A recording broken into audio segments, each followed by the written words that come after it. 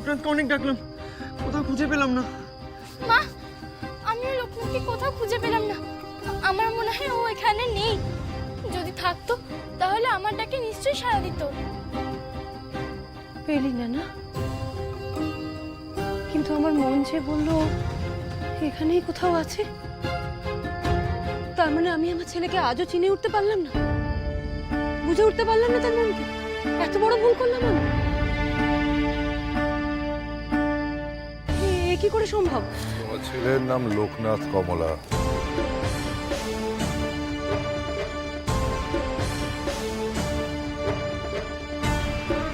সে যে আর 5 জনের মতো নয়, সে তো সাক্ষাৎ শিবকল্প। লোকের নাথ হবার জন্যেই এই ধরাধামে তার আবির্ভাব হয়েছে।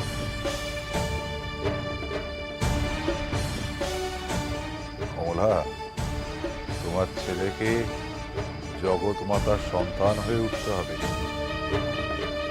এই তার কপালের লিখন। এই জগতের সমস্ত মায়ের দুঃখ কষ্ট মোচন করার জন্যই এই ধরাধামে এসছে সে। তাকে চেনা কি এত সহজ?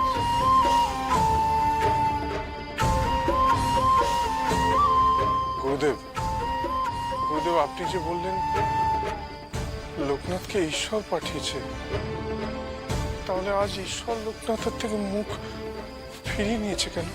এই জবাব ঈশ্বর সময় হলে নিশ্চয়ই দেবেন। লোকনাথকে তিনি পথের দিশা দেখাবেন না। ভুল তো আমারই। ঈশ্বরকে পাওয়ার জন্যই তো লোকনাথ সন্ন্যাসী হয়েছিল। আমি ওর পথ আটকেছি।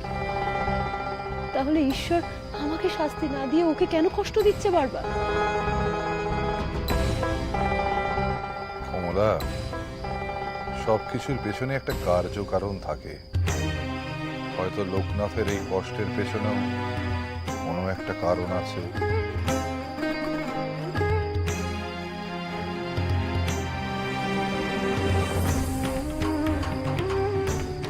না, লোকনাথ আমার সন্তান, আর আমার সন্তানকে আমি কিছুতেই কষ্ট পেতে দেব না, কিছুতেই।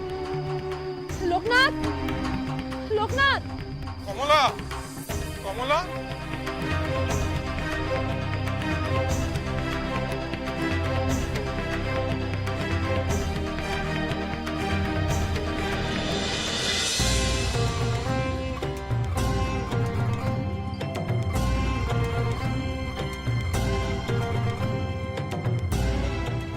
আমি জানি তুমি লোকনাথকে খুব ভালোবাসো ঠাকুর, তাহলে তুমি ওর থেকে মুখ ফিরিয়ে নিলে কেন?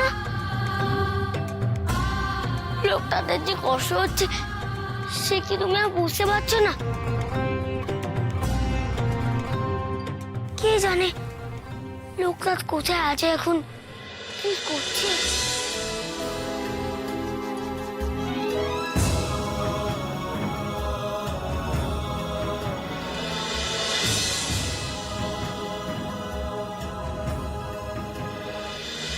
না না, আমাকে লোকনাথ যেতেই হবে।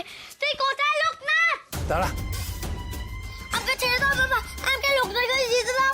আরে সে তো নিজেই বলছে হিমালয় যাবে না, তা তুই কেন ওর পিছু পিছু যাচ্ছিস বল দেখিনি? কিন্তু আমি তোর বন্ধু মা, আমি জানি ওর মনের মধ্যে এখন ঝড় চলছে। এই সময় আমাকে ওর পাশে থাকতেই হবে। লোকনাথ নিজের মুখে বলুক যে ও হিমালয় যাবে না, কথা দিলাম তারপর আমি তোমাদের সঙ্গে ফিরে আসবো। বেনি, বেনি শোন বেনি।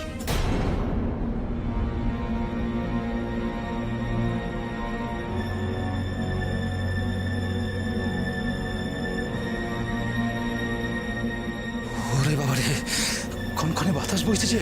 হ্যাঁ গো, একেবারে যেন হাড় কাঁপুনি দিচ্ছে। এমন সময় এমন বাতাস বইছে কেন গো? হ্যাঁ, এই কোনো অশুভ বাতাস নয় তো? কে জানে, তোমার ছেলে তো সেই দিকে হুঁশ নেই, যেদিকে ঠান্ডা বাতাস বইছে সে সেই দিক পানি ছুটলো। চলো চলো, এগিয়ে চলো, এগিয়ে চলো। চলো চলো চলো। বেনি,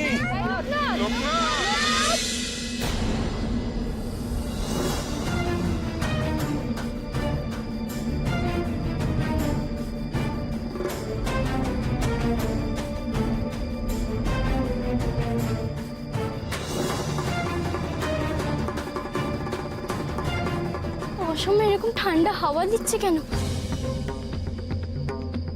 হ্যাঁ, একবারে কাঁপুনি দৌড়িয়ে দিল। এ তো উত্তরে হাওয়ার মতো ঠান্ডা।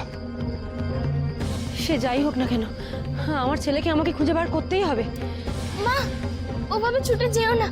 দেখছো না ওদিক থেকে কেমন ঠান্ডা হাওয়া বইছে?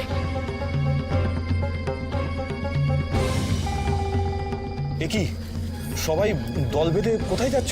বলছি, আমার লোকনাথকে কি তুমি দেখেছো? কই না তো, আমরা তো পাশের গায়ে গিয়েছিলাম। শেষ নৌকায় ঘাটে নেমে দেখি প্রচন্ড ঠান্ডা হাওয়া বইছে। বাপরে বাপ, পশ্চিম দিক থেকে এত ঠান্ডা হাওয়া বাপের জন্মে দেখিনি। আচ্ছা, পশ্চিম দিকে জমিদার বাবুর ক্ষেত না? একেবারে শীতের হাওয়াকে হার মানায় গো। শীত আসতেও তো এখনো ঢের দেরি। ভয় হচ্ছে এ কোনো অমঙ্গলের লক্ষণ নয় তো? হে ভগবান, একই তো সারা গ্রাম খরায় জ্বলছে, তারপরে কি ঠান্ডায় মরবে? না না, ঠান্ডায় আমার ছেলেটা একা কি করছে কে জানে। আমাকে ওকে খুঁজে বার করতেই হবে। লোকনাথ, লোকনাথ!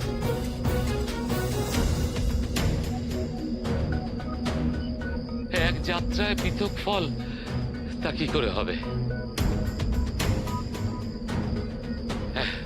চলো চলো সবাই।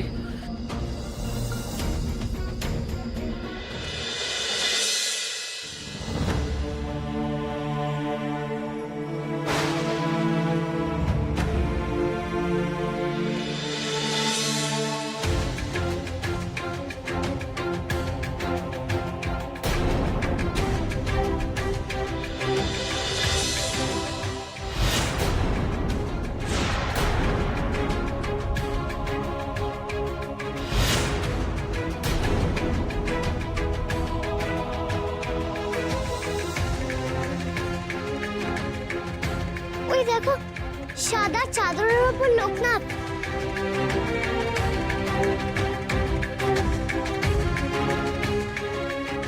এ কি, এ তো ঈশ্বরের অপার লীলা।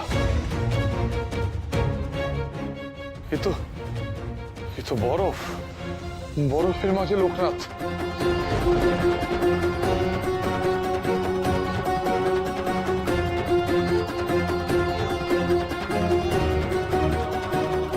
কিন্তু এই রুক্ষ গ্রীষ্মের মাঝে মাঠে বরফের আস্তরণ পড়ল।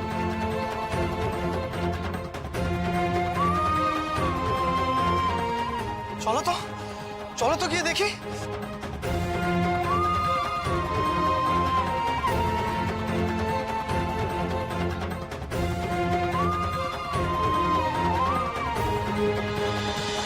ওরে বাবা, এই যে ঠান্ডা!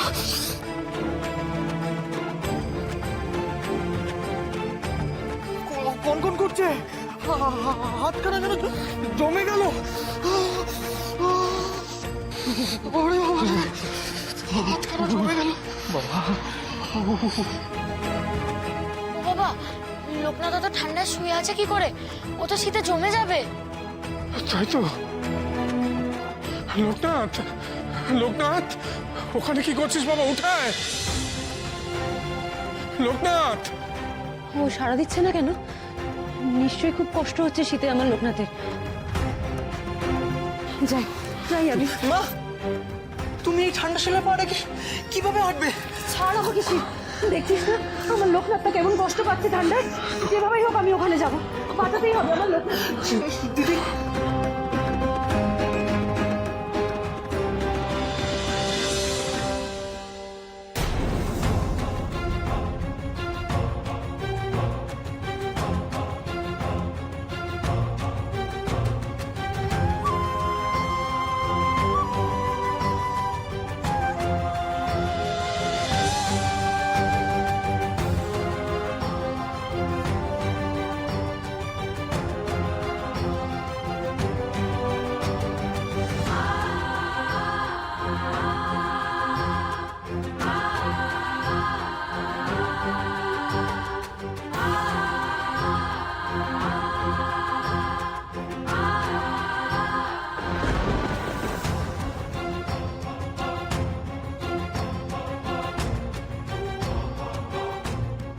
কমলা, কমলা সাবধানে, সাবধানে কমলা।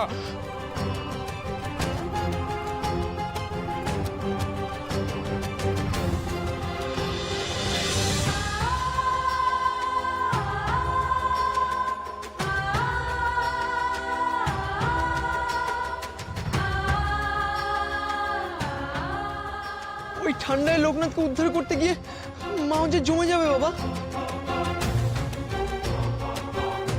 কোথায় লোকটার কোথায়? ওই দেখ,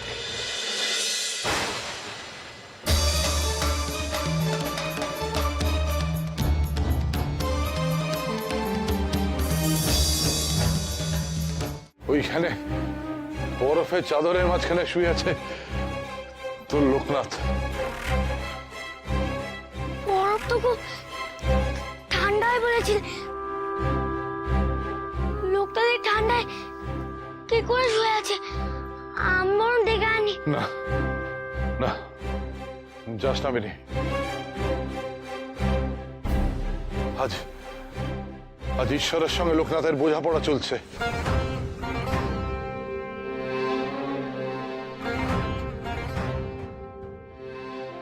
লোকনাথ, লোকনাথ, লোকনাথ, লোকনাথ, লোকনাথ, ওর বাবা, লোকনাথ, হ্যাঁ লোকনাথ,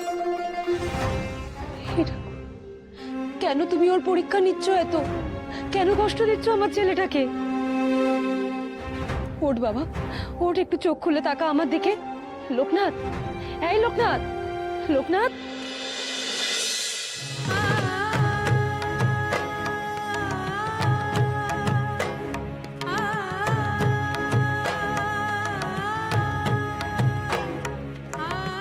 ওই তো লোকটার চোখ মেলেছে।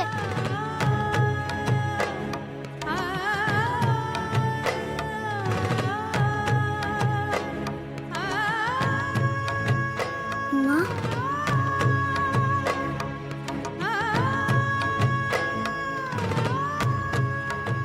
আস্তে,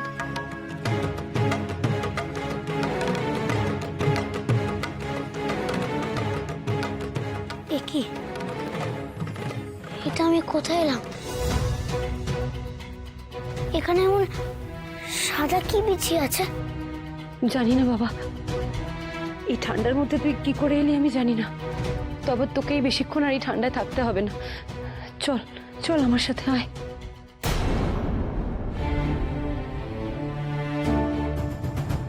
হ্যাঁ রে লোকনাথ, এই ঠান্ডার মধ্যে তোর গা একটুও ঠান্ডা হয়নি? তোর গা তো পুরো গরম রে।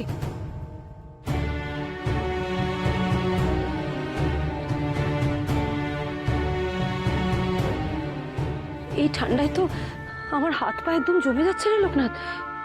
তুই তুই ঠিক আছিস তো বাবা? হ্যাঁ মা, আমি একদম ঠিক আছি। আমার তো এই ঠান্ডায় একটু কষ্ট হচ্ছে না গো। তবে কি গুরুদেব ঠিক বলেছিলি? তুই আর 5 জনের মতো নোস। তোকে আমি সত্যিই চিনতে ভুল করেছি লোকনাথ। তোকে ছুঁয়ে যে আমারও শীত কমে গেল রে। এখন আর সত্যি অতটা শীত করছে না। হ্যাঁ রে লোকনাথ, তোকে ছোঁয়ার পর তো আমারও আর ঠান্ডা লাগছে না রে। কমলা,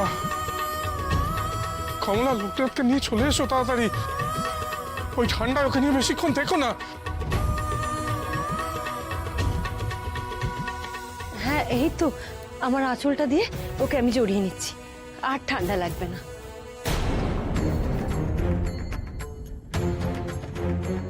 কি রে লোকনাথ, এতদিন তো এই আঁচলের আড়ালেই তোকে আমি রাখতাম, তাহলে আজ কি এমন হলো যে আমার এই আঁচল তোকে ঢাকার জন্য কম পড়ছে?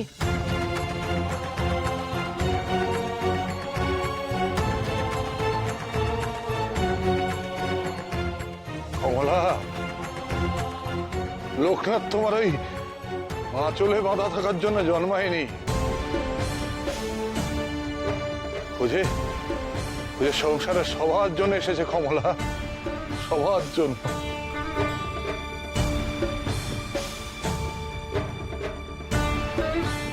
তাই বলে আমার সন্তানকে কেন আমি আঁচল দিয়ে আগলাতে পারবো না? এ তোমার বোধের অতীত কমলা।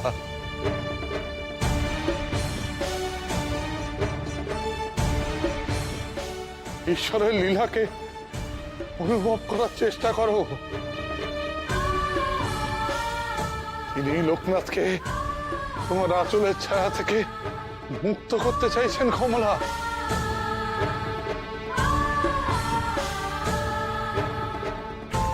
তবে কি আমি ভুলছিলাম? তোকে কি আমি তাহলে সত্যিই চিনতে পারিনি?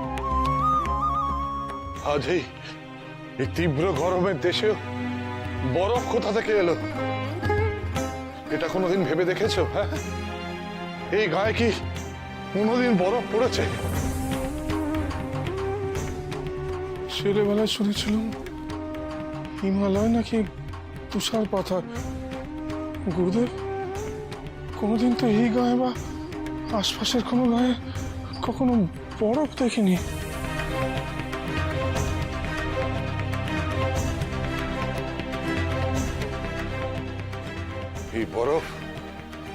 এই বরফ হিমালয়ের রাম।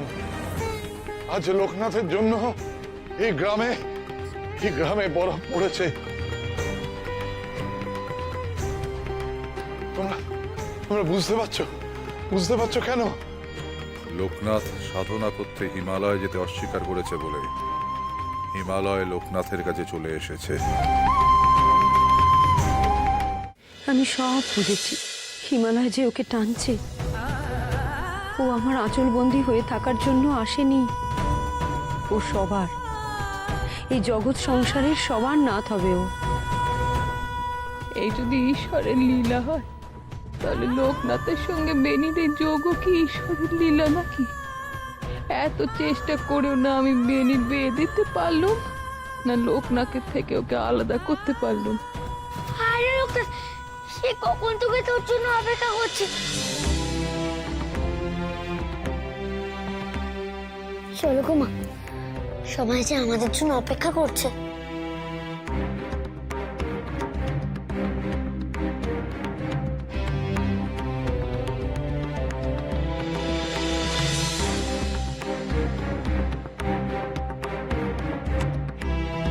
কই, এখন তো এই বরফের উপর দিয়ে হাঁটতে একটুও কষ্ট হচ্ছে না। এও কি লোকনাথের জন্য?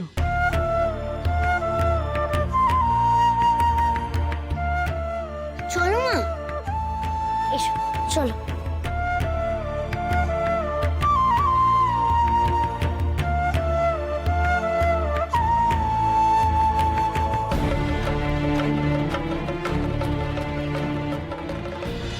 লোকনাথ,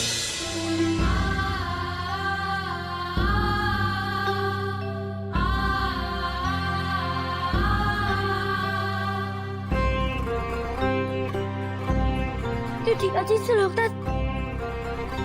এই বরফের ঠান্ডায় তুই কেমন করে শুয়েছিলিস লোকনাথ? সত্যি তো? আরে লোকনাথ, এতক্ষণ এই বরফের মধ্যে থেকে তোর শরীর তো গরমই আছে রে। তুই এই বরফের মাঝখানে গেলি কি করে বলতো? তুমি বলো না গুরুদেব, হিমালয়ের বরফ এখানে কি করে আসবে?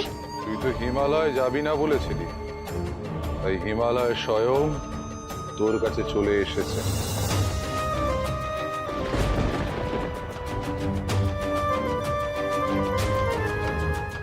এবার কি করবি তুই? যাবি তো হিমালয়?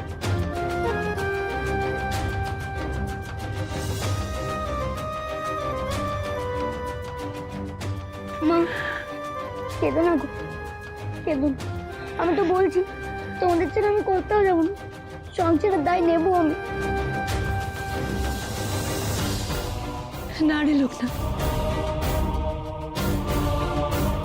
আমাদের জন্য তোকে কিচ্ছু করতে হবে না, কিচ্ছু করতে হবে না বাবা, কিচ্ছু করতে হবে না আমাদের জন্য। তুমি এমন করে কেন বলছো মা? আমি বুঝেছি আমার উপর তোমার রাগ হয়েছে, তাই না? না রে বাবা, আমি কি তোর উপর রাগ করতে পারি বল? দোষ তো আমারই।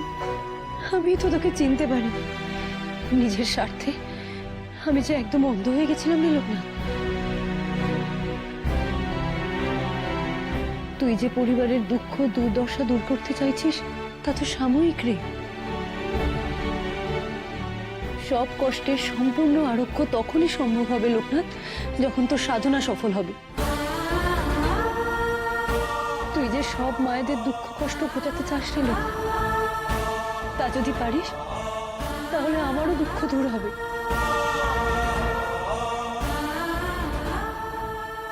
আমি আর তোর পথে বাধা হয়ে দাঁড়াবো না লোক। তুই যা যা বাবা, তুই হিমালয়ের পথে এগিয়ে যা।